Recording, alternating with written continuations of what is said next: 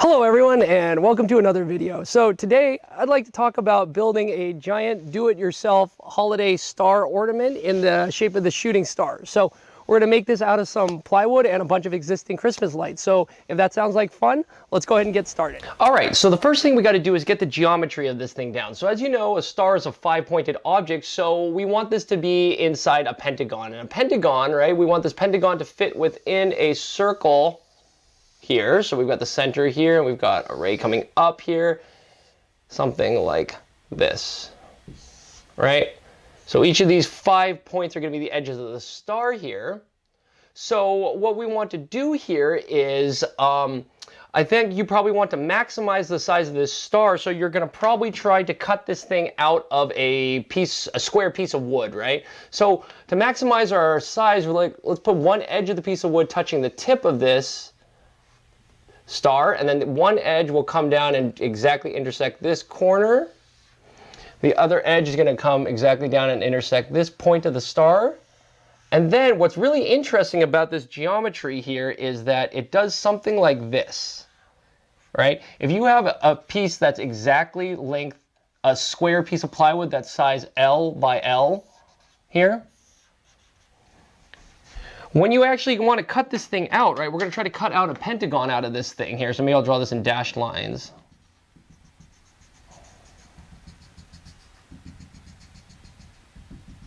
What you're actually going to end up having to do here is we're actually going to sacrifice about the bottom 4% of this, this piece of plywood here. So step one here is just to get the geometry down that's appropriate. So what we're going to do here is let's go ahead and chop off the bottom of this piece of plywood here. So maybe let's redraw the picture over here to make it a little bit more clean here and isolate exactly what we're going to do here. So step one here, maybe let's draw it over here. So step one here is we're going to cut off, it turns out the bottom, and you know, here I've got a derivation for all this. If you want to see check my calculations, I'll leave a description or a link to that document here in the description of this video here.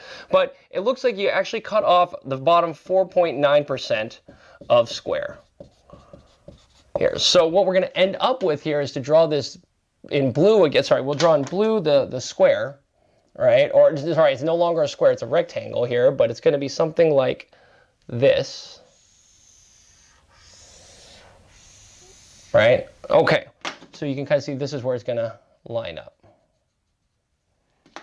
So this distance right here that you cut off is about 0.049 L.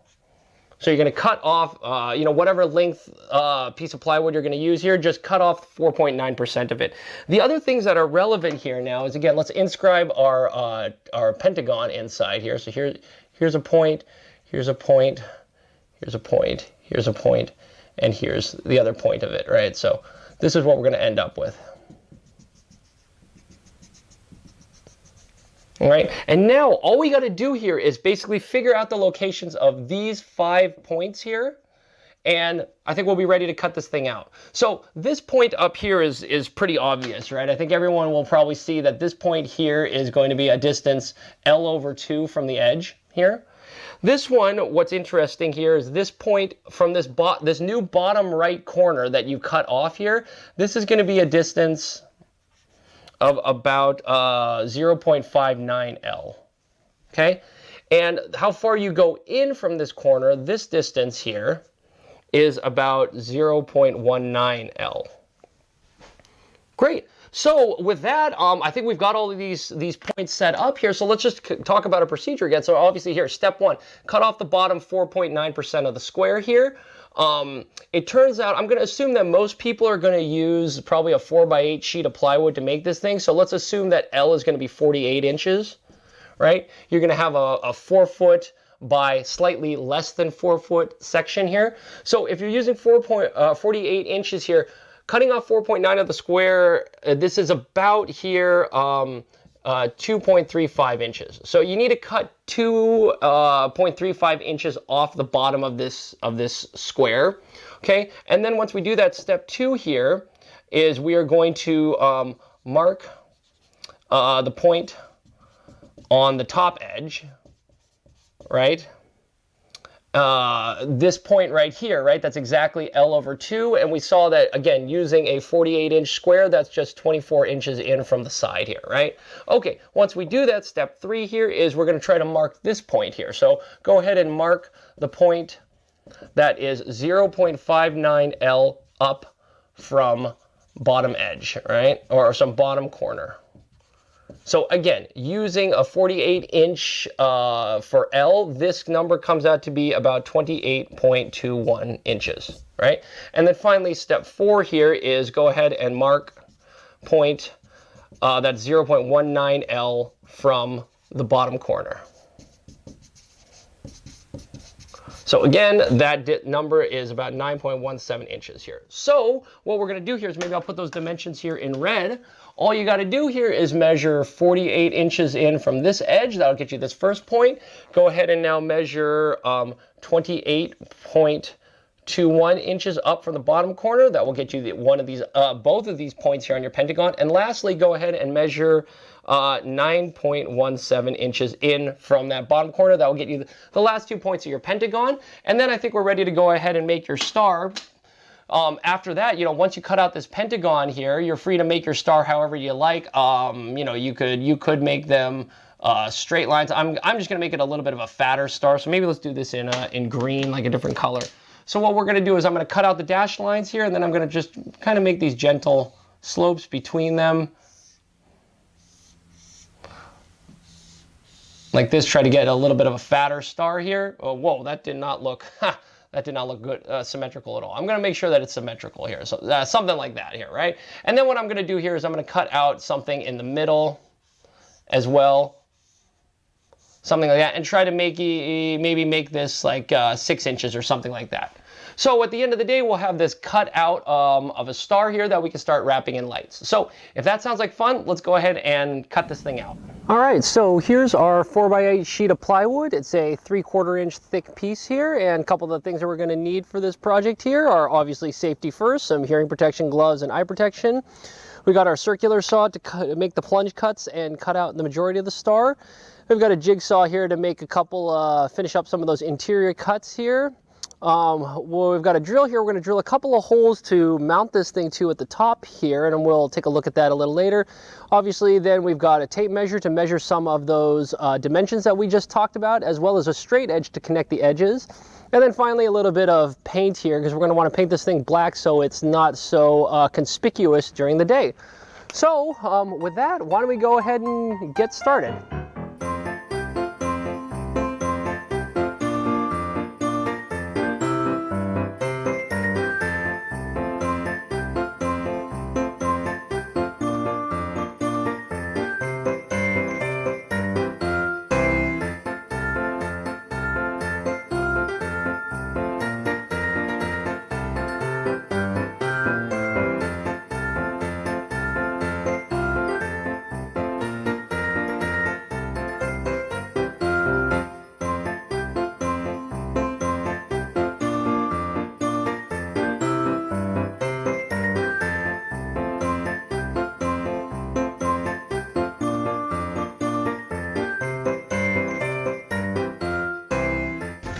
All right, so here we are. Here's the star all painted here. And now what we're gonna do here, just set it down somewhere flat here. And now we're gonna start wrapping it up with lights. So just grab yourself your lights, and obviously you wanna plug these in and make sure that they work.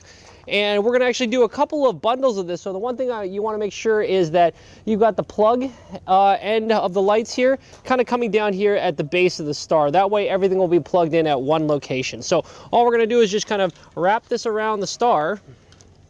You're gonna wanna kind of do this a little bit tight so it doesn't move.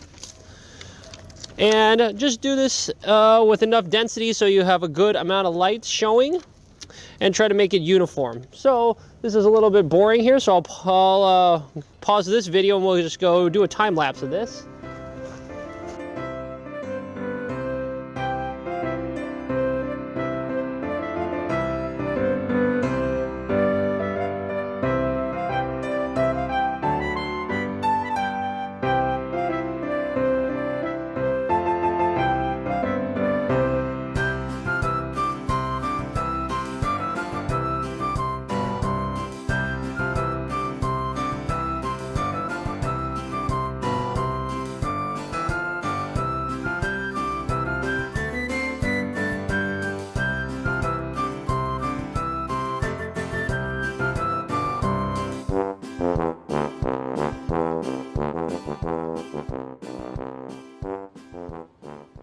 right, so here's the star with all the wires wrapped up.